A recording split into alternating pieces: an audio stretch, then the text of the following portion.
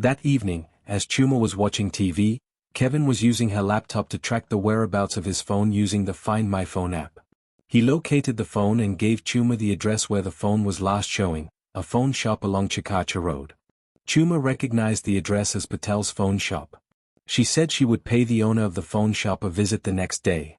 As they were speaking, the power went. "Oh, sometimes power goes," Chuma said, when Kevin asked what had happened. "What? Is there a problem with the grid? Is there a number you can call to find out when the power will be back?" "No," Chuma laughed. "It happens quite often. It's called load shedding." Chuma went on to explain what load shedding was. "Oh, I see. Why haven't you got a generator?" "Can't afford one," Chuma shrugged her shoulders. "Why don't you let me give you the money?" "Oh no, I can't let you do that. You know the new geyser needs power to heat water. I wouldn't like to take a cold shower tonight." "Don't worry, I will heat your water for your bath." "No, don't worry about it. I can wait until tomorrow." "The power may not be back, even tomorrow. I mean, it may come back around 2 a.m. That should heat the water up in the geyser. We will have hot water to bath in the morning," Chuma said. Kevin was disappointed. He didn't want Chuma carrying hot water in buckets for him or even for herself in future. She could burn herself. So, as he was sitting on the couch that evening, he researched on his phone for solutions. Sitting next to Kevin in the candlelight was an amazing feeling for Chuma. She felt her heart beating faster with every passing second. The power outage had turned the room into something softer, quieter, almost unreal. The warm glow from the candles danced across the walls, filling the silence between them with a strange kind of intimacy. All she wanted to do was lean her head against his shoulder and let herself relax into him. But she stayed still, fingers folded carefully in her lap. What if he pulled away? What if he didn't feel comfortable with her being that close? So instead, she simply looked at him. The candlelight reflected off the bridge of his nose and caught against the curve of his jaw, throwing soft shadows across his face. Every flicker of light somehow made him look even more beautiful. She remembered the earlier moment in the bathroom when he was showing her the hot water coming from the tap. He was only wearing a towel around his waist, and somehow he thought that was decent? He was completely unaware of the effect he had on her. Was he honestly oblivious to how attractive he was? Kevin shifted slightly and caught Chuma staring. Her breath hitched. She looked away immediately, embarrassed, pretending sudden interest in the candle sitting on the coffee table. But she could already feel the warmth rising into her cheeks. Beside her, Kevin smiled quietly to himself. He was feeling it too.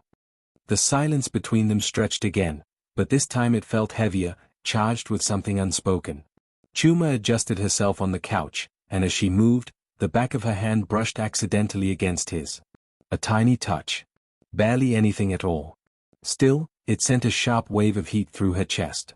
"Sorry," she whispered quickly, though she made no real effort to move away. "It's okay," Kevin said softly. His voice sounded lower somehow in the dark. Neither of them moved. Their hands remained close together on the couch cushion, only inches apart now. Chuma became painfully aware of every little thing, the warmth coming from his body, the slow sound of his breathing, the clean scent of soap and fabric clinging to his shirt. Kevin glanced at her again, and this time she didn't look away immediately. The candlelight caught in his eyes, softening them. "You look different in candlelight," he murmured. Chuma smiled nervously. "Different good or different bad?" "Definitely good." Her stomach fluttered. She laughed quietly under her breath, trying to hide how much those words affected her. As she shifted again, her knee brushed lightly against his leg this time. Neither of them apologized for it. Outside, the night remained still and dark, but inside the little living room, surrounded by candles and shadows, the distance between them felt smaller with every passing moment. Kevin made the first move. He moved in and pulled Chuma to himself. It wasn't a natural cuddle. Kevin was at an awkward angle. Chuma laughed at how unnatural this felt. "Am I not holding you right? You don't have much experience with women, do you?" Chuma asked. "Actually, no. I was hoping you wouldn't notice." "Now the proposal after one meeting makes sense," Chuma smiled. Kevin smiled. "Okay, you are never going to stop talking about that, are you?" "Kevin, after one meeting? A marriage proposal? That is very serious." "I thought she was real." Even if. One meeting? Fine, I get it. I shouldn't have bought the ring. Kevin noticed how uncomfortable Chuma looked and decided to relax his embrace. Sorry, he said. I have only ever had a couple of girlfriends in my life. How serious was it? We were in love for a while, but someone richer came along and took her away. I was only a student at college. I didn't have any money. My mum is a single parent. I wasn't able to buy her all the pretty stuff she wanted. At this point, Chuma leaned in and kissed him. She felt sorry for him. How could anyone break his heart like that? Kevin kissed her back with more strength than she expected. He took her breath away. His heart was beating fast. His hormones were raging. He wanted more of her. But, he felt her pull back. When they pulled apart, Chuma stood up quickly. I have to go to bed. It's late. I have work tomorrow. Oh, yes, of course. I understand. Have a good night. Good night, Chuma said, without turning around. When Chuma reached her room, her heart was racing. Though he was still in love with Patricia, even though he now knew she wasn't real. If he was still in love with someone else, then she would be a rebound. And that is the last thing she wanted to be. She promised herself she would resist his charms. After all, as soon as his passport was ready, he would leave her behind. If she gave in to him, he would definitely forget all about her and move on with his life in the US. At least, if she said no to him, she would preserve her dignity. No. She wouldn't give in. That way, when he went back to the US, she would have lost nothing. Kevin remained in the living room, looking at the flickering candles. He was surprised Chuma had left him alone in the living room, but he thought it was probably best. Soon, he would be heading back home anyway. Then what? They would be too far apart. How would he maintain a relationship with her, when she lived so far away? He would get back to his busy life. It was probably for the best that Chuma was not interested in him. The next day was Tuesday. It was still a public holiday, but Chuma was on duty again. As Chuma headed off for work, Kevin headed off to the hardware shop where he had bought the geyser. This time, he was going to buy something else. The gentlemen at the hardware shop were pleased that Kevin was back. They wanted to make as much money out of him as possible, so they convinced him that, in order to resolve the power issue, he needed to buy both a generator and solar panels. Kevin didn't know any better. He just wanted a steady flow of electricity, and for him, money was not an issue, so he bought both. Some men went to Chuma's place with him to install the generator and the solar panels. Meanwhile, at the police station, Inspector Feary came into the office. Chuma had told him about Kevin, and as her boss, he needed to check what was happening. Although it was a holiday, he came into the office just for a few hours to catch up on the case. Where is he now? Is he at a hotel? He was robbed, so he had no money. I took him to my house. He is fine there. Is that wise? Keeping an American at your house? I thought you said he got money from his mother. Why didn't he check into a hotel? He is kind of reluctant after his bad experience. He is fine at my place. Chuma liked having Kevin around for company. And, even after she gave him the money on Saturday, he had expressed no interest in staying at a hotel. Okay, I suppose there is no harm. But make sure you take him to the embassy first thing tomorrow. Yes, sir. In the meantime, I will escalate this case to head office. See if there is anyone on duty who can help. Sir, Kevin tracked his phone using an app. An app? What app is that? It's called Find My Phone. He tracked his phone to Patel's phone shop. Ah, tread carefully with that one. You know, we have never managed to find any evidence on that guy. I know, but I was thinking of paying him a visit with Sergeant Andrew. Okay, but please don't search his premises until you have a search warrant. He is a very powerful man. He can make a few phone calls and end your career. I will do things by the book, sir. Davy was still working on his next victim. He had dressed Patricia in a nice green dress, and had a glass of wine nearby as he was on the laptop acting like Patricia. Patricia had just done a major business deal and was celebrating. It was important that Patricia didn't look desperate for money. Davy noticed that when Patricia was not asking for money, that is when the foreign man would send money for presents, as if trying to impress her anyway. Patricia never asked for money for rent or bills, she just liked fancy things like jewelry and fine foods and wine. So, eventually, The man would send her some money to buy herself a pair of pretty earrings or whatever luxury item she wanted. Davy was becoming a professional con man. Mike, the next target who was based in London, adjusted his tie slightly and leaned closer to the camera with a grin. You know, I was trying very hard to focus on this meeting, but then you showed up looking like that. Patricia laughed softly, brushing a curl away from her face. Like what? Like you're about to ruin my entire concentration for the rest of the afternoon. She tilted her head innocently. That sounds a little dramatic. It's accurate, Kevin said. I mean, green satin? Seriously? You look unfairly beautiful today. Patricia smiled slowly, clearly enjoying the compliment. Davy was still not sure exactly at this point how a woman would react to such a compliment. Thanks, Patricia responded, after an awkward pause. Mike smiled slowly. I like that you are so quiet.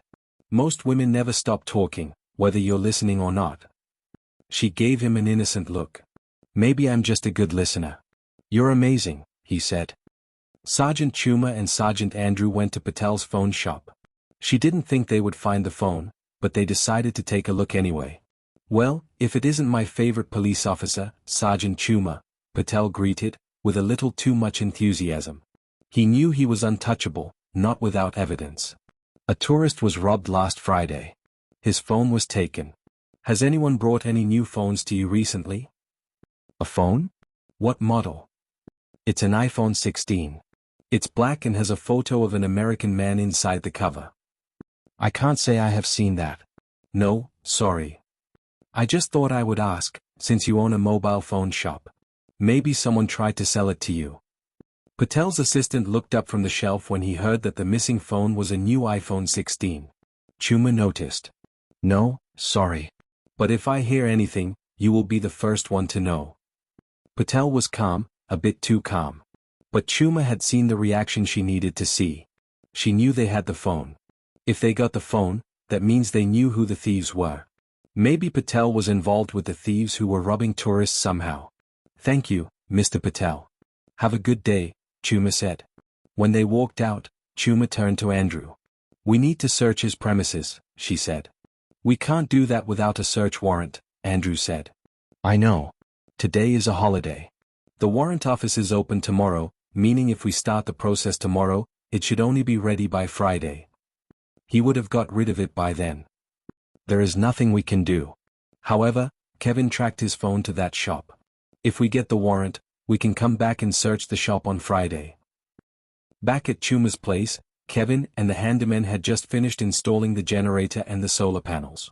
Kevin took a long, relaxing bath. Afterwards, he continued checking for the whereabouts of his phone using the Find My Phone app. The phone was still in the phone shop. When Chuma got home that evening, she was surprised to see power back on. Oh, I went and bought a generator, Kevin said. Sorry, what? A generator and solar panels. The handyman said it's best to have both. You did what? Chuma looked surprised. I needed power. I needed to bath and work on the laptop. Why didn't you ask me? You would have said no. You didn't have to do that. Really? You are wasting so much money. Do you even have enough for an air ticket? No, he replied, sheepish. But I already asked my mum to send me more money. Chuma didn't know that Kevin was rich. She thought he was just another hard-working man, trying to make ends meet. She didn't know he was a millionaire. Kevin, save your money and buy a ticket. Your poor mother. She must be making sacrifices to send you money. Please stop asking her. Kevin smiled. His mother was very comfortable, living in a home he had bought for her. She was actually sending him his own money, not hers. She had access to one of his bank accounts which had millions of dollars. Don't worry. She sent me my money. She is not making any sacrifices. I can't believe you. I asked you not to do anything.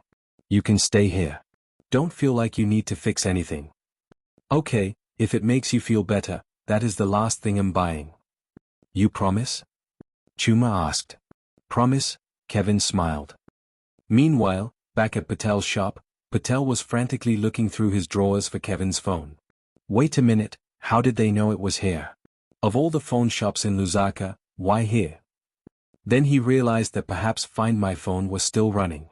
the phone was unlocked. He went to the settings and disabled the app. It had been running all along, which explained why Sergeant Chuma had come to the shop to ask about Kevin's phone. She was very clever. She wouldn't have come to the shop unless she had strong suspicions that the phone was in his shop. He had to get rid of the phone as soon as possible to avoid being linked to Davy. That evening, when Kevin checked the Find My Phone app to try and track his phone, there was no sign of it. The signal had vanished completely, as if the device had never existed. He switched it off, Kevin muttered, staring at the empty map on his screen. Or destroyed it. Chuma leaned back in her chair, calm and thoughtful. No, she said quietly. Patel is smarter than that. He wants us to think the trail is dead. Kevin looked at her. Then what do we do now? A faint smile crossed Chuma's face. We stop chasing the phone. Kevin frowned. What? The phone is just evidence, Chuma replied. What matters is the person who stole it, and why Patel is protecting them. She tapped the table slowly, her eyes fixed ahead. Patel made one mistake, she said. He thinks I'm trying to recover a missing phone. Her expression hardened. I'm trying to uncover the connection between the thief and him. So now it is very likely that the thief will meet Patel somewhere. I don't think they discuss their business over the phone. They most likely discuss their phone stealing business in person, to avoid being overheard by the phone companies. Kevin listened carefully, his eyes fixed on Chuma as she spoke. The more she explained her theory, the more impressed he became. She wasn't just sharp, she was calm under pressure, methodical, and always 3 steps ahead. It was the kind of intelligence that demanded attention. So, what now? He asked. Chuma folded her arms thoughtfully. Andrew and I will keep an eye on Patel. Men like him don't stay still for long. If we follow him carefully enough, sooner or later he'll lead us straight to the thief. Kevin nodded slowly before leaning forward. Is there anything I can do to help? I know what the cab driver looks like. I could identify him if we see him again. Chuma's expression softened slightly, though her tone remained firm. Your safety is my priority, Kevin. I can't risk getting you involved in something dangerous. Kevin smiled faintly. You make it sound like I'm helpless. You are, she replied instantly, a teasing edge slipping into her voice. At least compared to trained officers. Kevin laughed quietly. Wow. That's cold. I'm serious, Chuma said, though the corner of her mouth lifted. Patel is not some ordinary businessman. If he realizes we're watching him, things could get messy very quickly. But how will you know the thief if you spot him? Kevin asked. You and Andrew don't know what he looks like. I do. Chuma paused. He had a point. Fair enough, she admitted. You could come in handy. Kevin grinned. I knew you needed me. Don't get ahead of yourself, she warned, pointing a finger at him. If you come with us, you stay inside the police car at all times. No wandering around. No trying to play detective. And absolutely no heroics. Can you do that? Of course, Kevin promised. I'll be the most obedient civilian you've ever met. Chuma raised an eyebrow skeptically. Somehow, I doubt that. Their eyes met for a moment longer than necessary. Kevin noticed then how attractive she looked when she was focused. There was confidence in the way she carried herself, in the calm authority in her voice. He had always admired intelligent women, but there was something different about Chuma. Maybe it was the way she took control of every situation without trying too hard. Maybe it was the way she stayed composed while everyone else panicked. Or maybe it was the way she looked at him now, serious but amused at the same time. You know, Kevin said casually, leaning back in his chair, you're very bossy for someone trying to protect me. Chuma smiled. Stop it. Without thinking, Kevin put his hand gently on her cheek. This action melted Chuma. She was left speechless. All she could do was look into his blue eyes. Kevin, we can't, she said. Why not? You keep running away from me. Because you are going back to the US soon. Then what? If I do anything with you, you will forget about me and move on with your life in the US. I, on the other hand, may not. What? Are you saying you like me? All this time you have been running away because you like me? Yes, Kevin. I do like you, but soon you will be gone and I will be left here alone. I can't cope if we do anything intimate. I am afraid I will miss you too much. Kevin thought for a minute. We can keep seeing each other. How? On Teams? WhatsApp? It's not enough. I'm sorry, we can't start something that will end in 2 days. I just won't be able to cope. I'm sorry. With that, Chuma stood up and left him on the couch again. All alone.